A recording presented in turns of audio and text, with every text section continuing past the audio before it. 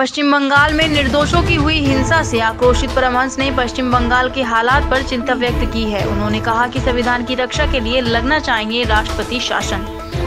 महामहिम राष्ट्रपति महोदय श्री रामनाथ कोविंद जी से उन्होंने आग्रह किया है। साथ ही आदरणीय प्रधानमंत्री श्री नरेंद्र मोदी जी से उन्होंने मांग की है कि दोषियों के ऊपर सख्त से सख्त कार्रवाई की जाए और पीड़ितों को न्याय दिया जाए। पश्चिम बंगाल के हालात बेहद चिंताजनक हैं। टीएमसी के गुंडे भाजपा कार्यकर्ताओं के घर जला रहे हैं, उनकी बहन बेटियों के साथ बलात्कार कर रहे हैं एवं भय का माहौल पैदा कर रहे हैं, जो असंवैधानिक और अलोकतांत्रिक है। देश में जो जयचंद और गद्दार हैं, वैसे तो बहुत चिल्लाते हैं, बॉलीवुड में तमाम लोग चिल्लाते हैं, तमाम लोग अवार्ड वापस करने लगते हैं, लेकिन ममता बनर्जी के जीतने के बाद जिस तरह से ममता बनर्जी ने भाजपा कार्यकर्ताओं के ऊपर हमला कराया, उनके घर जलवाए, तमाम बहन बेटियों के साथ बलात्कार कराया है, यह घोर निंदनीय है। पश्चिम बंगाल में तमाम घुसपैठिए और उनकी या मुसलमान जिनको ममता ने नागरिकता दे दी है, वह हिंदुओं के घर में घुस घुस कर मार रहे हैं। यदि कठोर कदम नहीं उठाया गया तो बंगाल हिंदू विहीन हो जाएगा।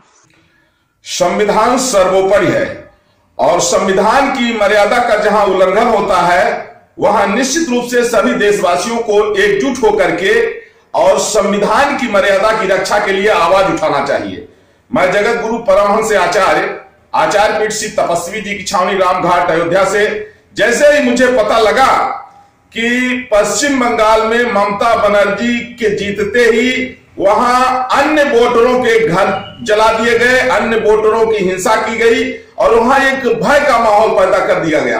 पश्चिम बंगाल में भय व्याप्त हो गया है कि जो तृणमूल कांग्रेस को वोट नहीं दिए हैं, जो अन्य पार्टी का लोग झंडा लगाए हुए थे, उनका घर जला दिया गया, तमाम लोगों की हिंसा कर दी गई, तमाम लोगों के पैर तोड़ दिए गए। और ममता बनर्जी की यह सोची समझी रणनीति है, इनका यह प्रयास है कि भविष्य में लोग दूसरे पार्टी का प्रचार न करें, दूसरे पार्टी का झंडा न लगाएं। माने एक तरफ से माने यह है कि लोकतंत्र की हत्या हो रही है वहां, और पीड़ित पक्ष को न्याय दिलाने के लिए और दोषियों के ऊपर सख्त से सख्त कार्रवाई हो, इसलिए आज मेरा उपवास सत्याग्रह चल रहा है और मैं पश्चिम बंगाल में राष्ट्रपति शासन लगाने की मांग करता हूं और दोबारा चुनाव वहां कराया जाए। और जिस तरह से ममता बनर्जी ने जीतते ही पूरे पश्चिम बंगाल में जिस तरह से हिंसा जो है तो हिंसा का माहौल पैदा किया, चारों तरफ आगजनी कराया, तमाम गरीबों के घर जला दिया, पीड़ितों को जिनका घर जला है, जिनका घर टूटा है, उनको घर दिया जाए, जिनके ऊपर जो है हमला किए गए हैं उनको आर्थिक मदद दी जाए, उनको दवाई कराई जाए और जो भी अपराधी है उनको कठोर से कठोर दंड दिया जाए और वहां जो भय का माहौल है उसको समाप्त किया जाए।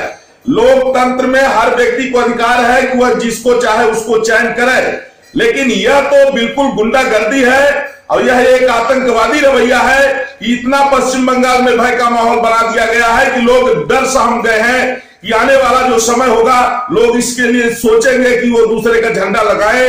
अगर दूसरे का झंडा लगाते हैं तो इसका मतलब है उनका घर जलाया जाएगा, उनकी हत्या होगी।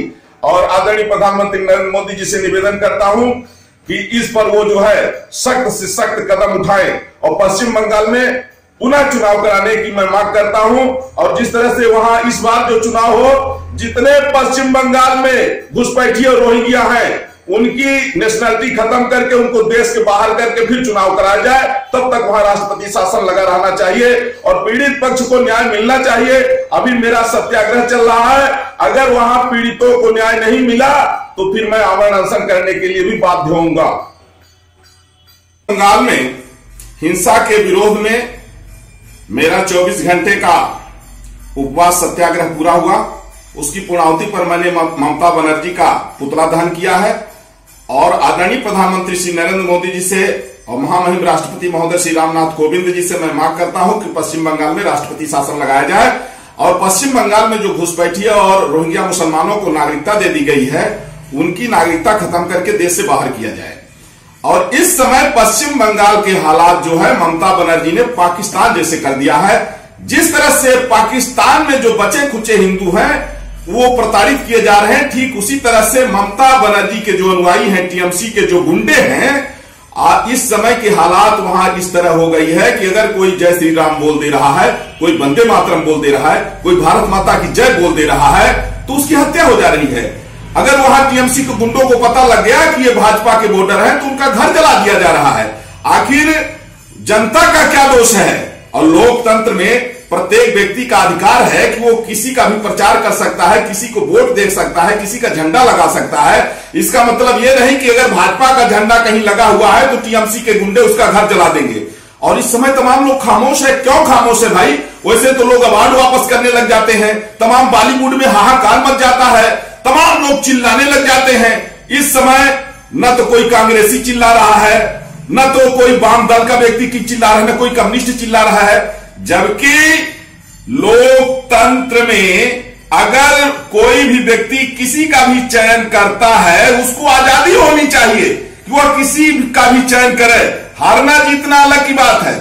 यह मतलब नहीं कि ममता जीत गई है तो हम वेस्ट बंगाल में जितने हिंदू हैं उनकी हत्या करा देंगी। इसलिए मैं आदरणीय प्रधानमंत्री नरेंद्र मोदी जी से मांग करता हूं कि क्या वंदे मातरम बोलना, क्या भारत माता की जय बोलना, क्या देशभक्ति की बात करना अपराध है? क्या इसी का दंड पश्चिम बंगाल में हिंदुओं को दिया जा रहा है? क्या पश्चिम बंगाल में जो बहन बेटियों के साथ में बलात्कार हो रहा है, पश्चिम बंगाल में जो हिंदुओं के घर जलाए जा रहे हैं, टीएमसी के गुंडों का जो वहां नंगा नाच हो रहा है, क्या ये इस पर जो है तो उनको न्याय नहीं मिलना चाहिए? इसलिए आदरणीय प्रधानमंत्री नरेंद्र मोदी जी से निवेदन है कि वह जो है सख्ती से, चाहे इमरजेंसी लगाना पड़े, लेकिन संविधान को बचाने के लिए, भारतीय संस्कृति को बचाने के लिए कठोर कदम उठाएं और पश्चिम बंगाल को तबाह होने से बचाएं। पश्चिम बंगाल में यह माहौल पैदा हो गया है कि अब दोबारा